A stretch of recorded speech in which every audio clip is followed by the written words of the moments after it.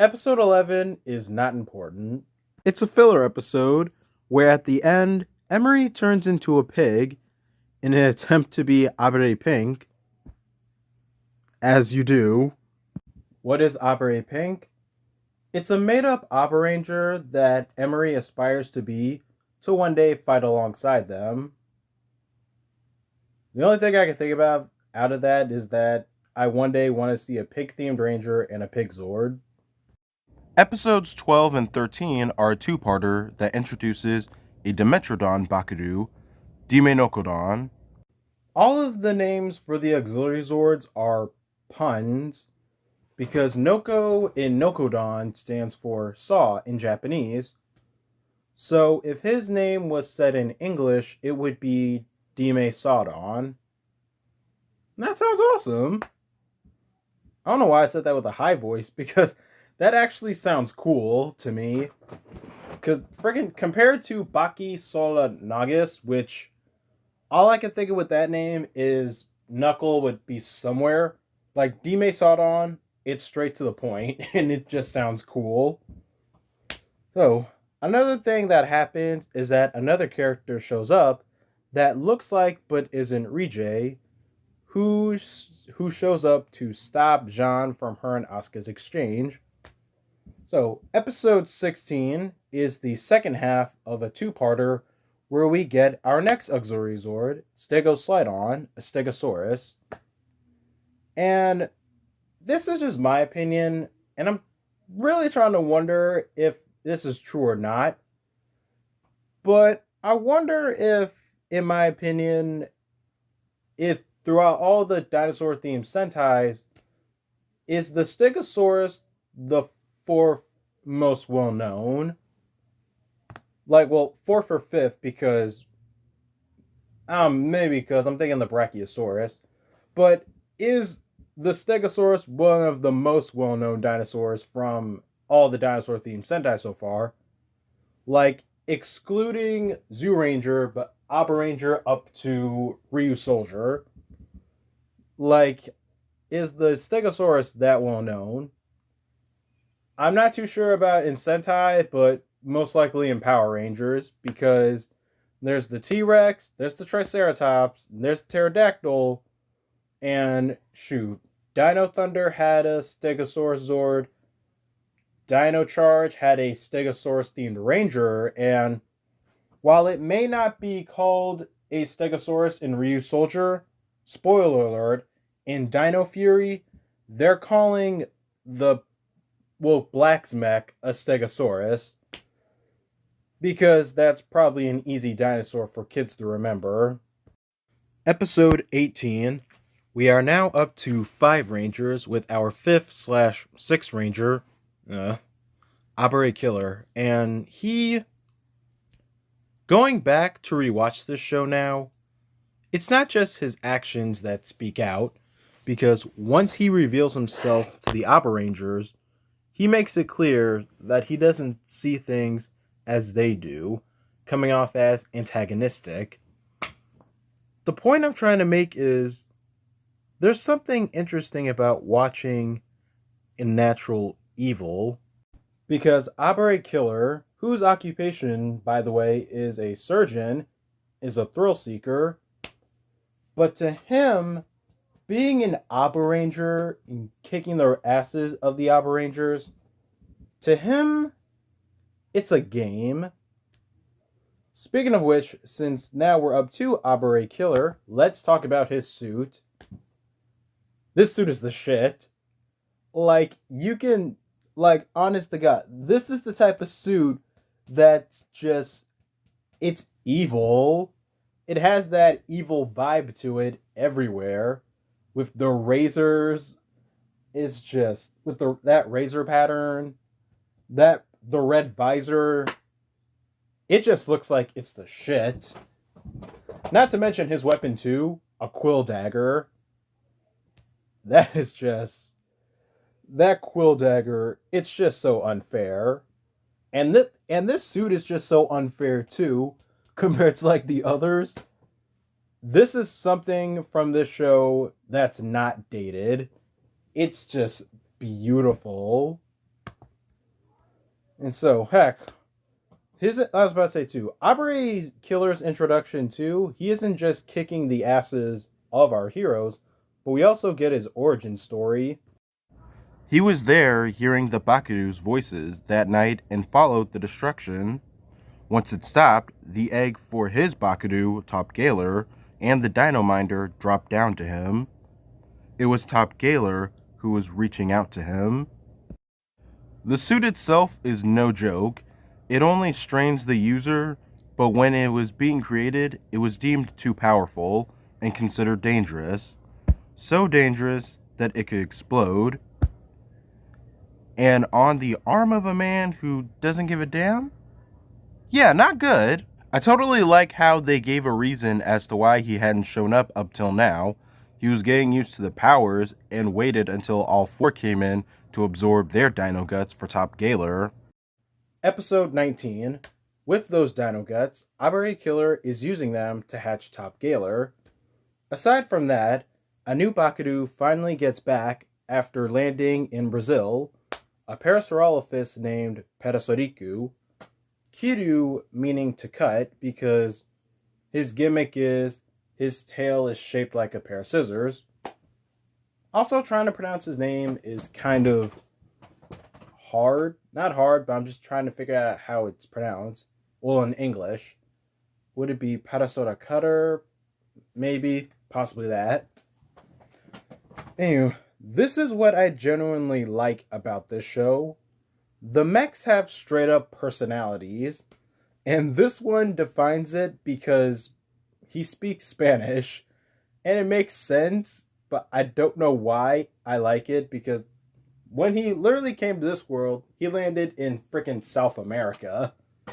And so, freaking knowing Spanish and apparently being able to play it on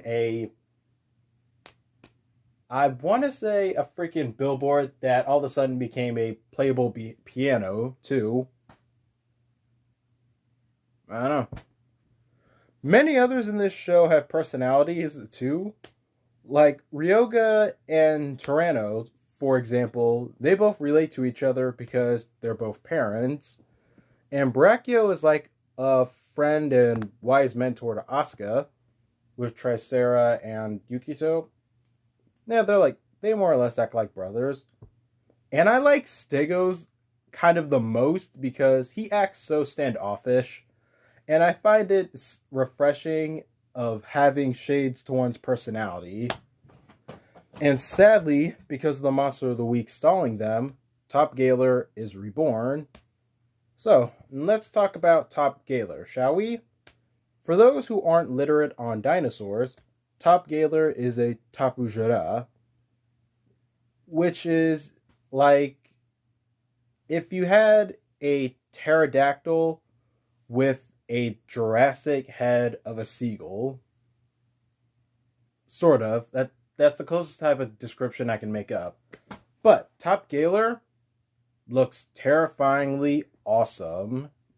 In episode 20, Stegoslydon tries to help, but instead gets captured by Abare Killer and forced to combine with Top Galer, making Abare Killer's mech Killer O. So now, let's talk about the look of Killer O. I think it looks fine. Yeah, it has a big tail on the back, but at least he does something with it. I don't hate it. I'm not overly fond about it. I just think it looks fine. The fight doesn't last long as Abare No gets its ass handed to him, and Killer O only stops because Stegoslydon finally breaks free and undoes the transformation. Yukito and Ranru are fine, but Ryoga is more hurt and taken to a hospital. At said hospital, we learn about Abare Killer. For starters, his full name is Mikoto Narakai, a genius surgeon who performed on Ryoga in episode 1. The biggest takeaway of the episode is that Stegoslydon willingly joins with Abare Killer. Now, I watched this episode twice, and both times I remembered why I liked it. The notions that come into play, especially for Stegoslydon, seeing him join their enemy, not just as a way to become stronger, but also to be more useful. Stegoslydon saw the norm he was and wanted to change that. He felt underutilized, and to be fair, his only ability is act like a surfboard. Episode 21, they find the last auxiliary mech, Ankylovelis, an ankylosaurus with the drill tail and a shield. And this other thing will also exist.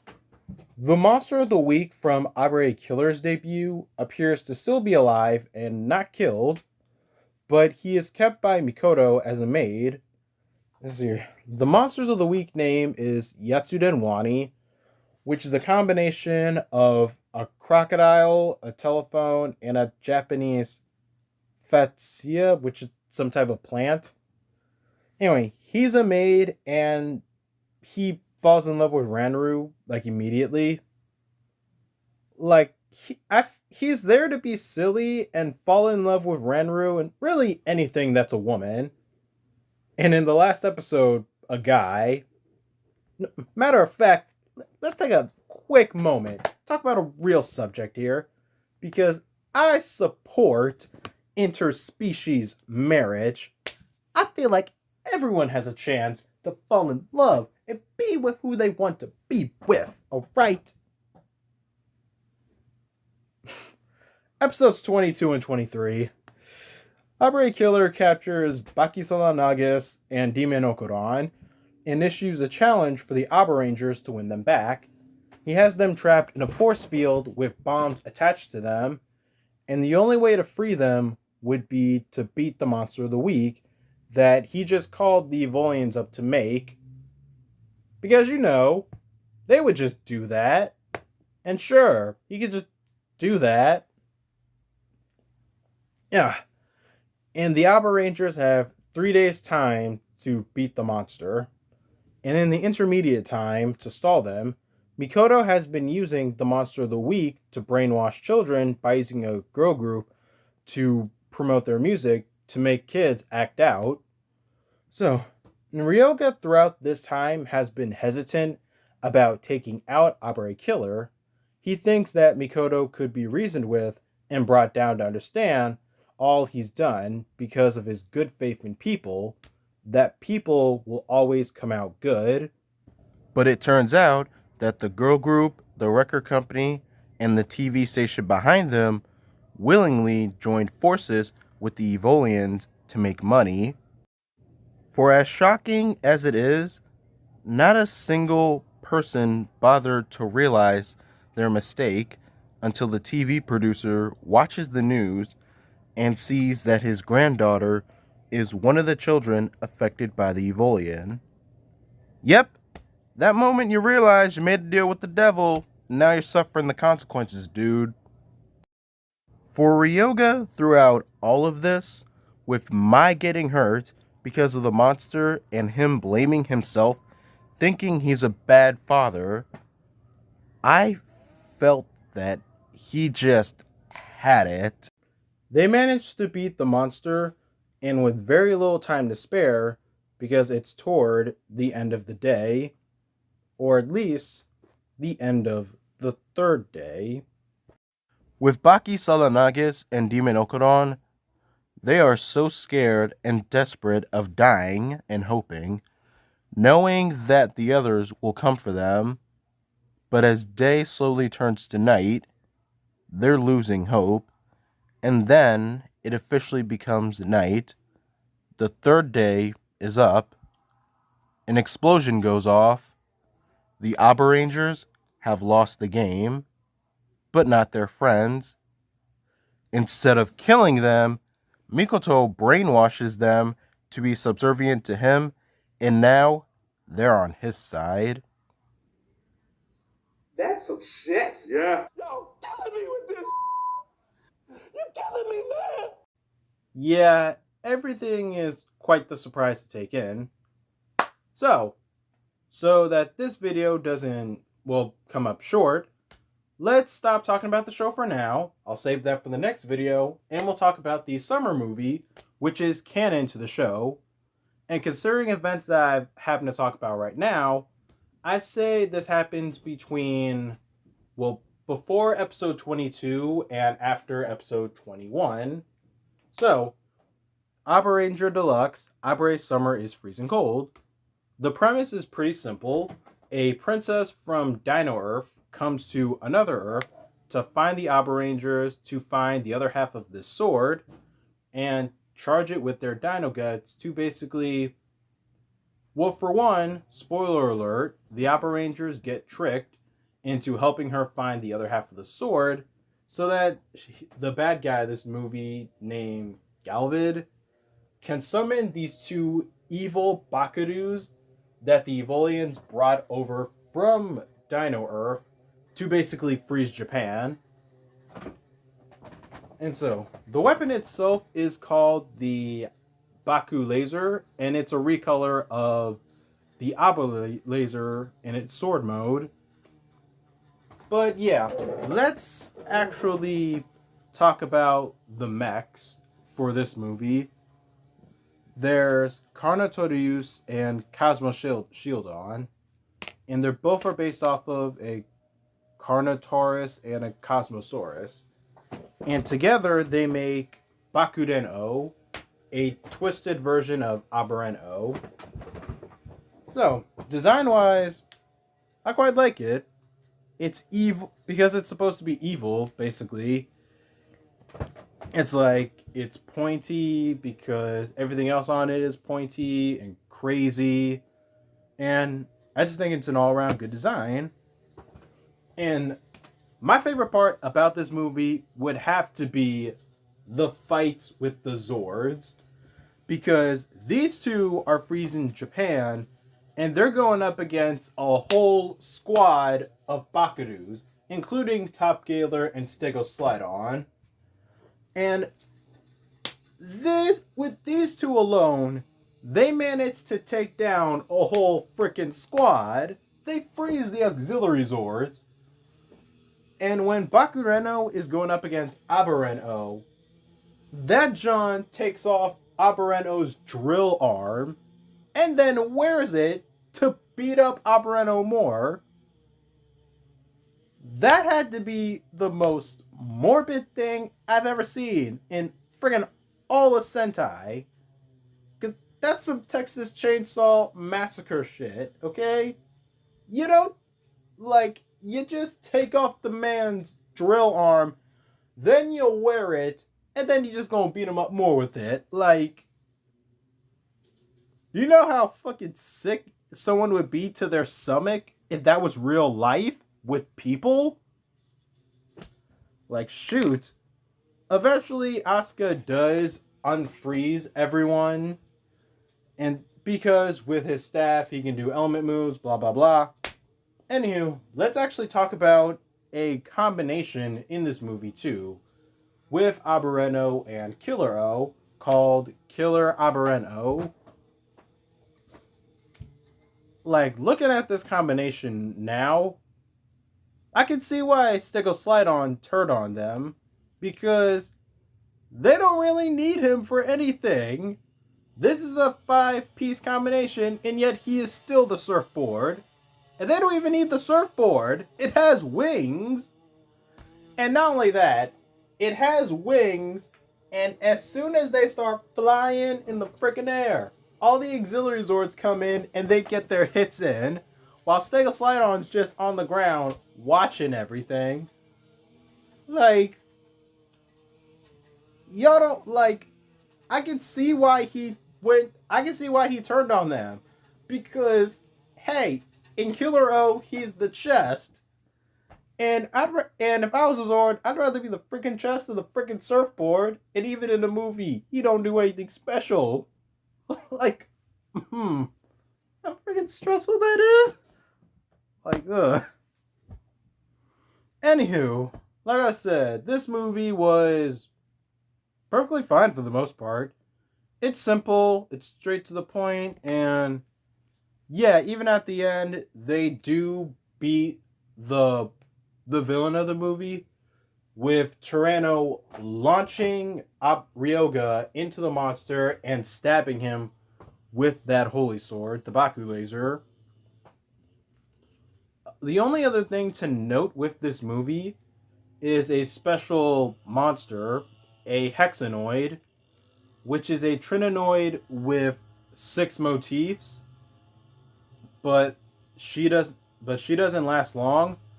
After that hexanoid is defeated, that's basically it. And it can't grow either because they use 6 things to make her, so it doesn't have any energy to, grow. Yeah, pretty much.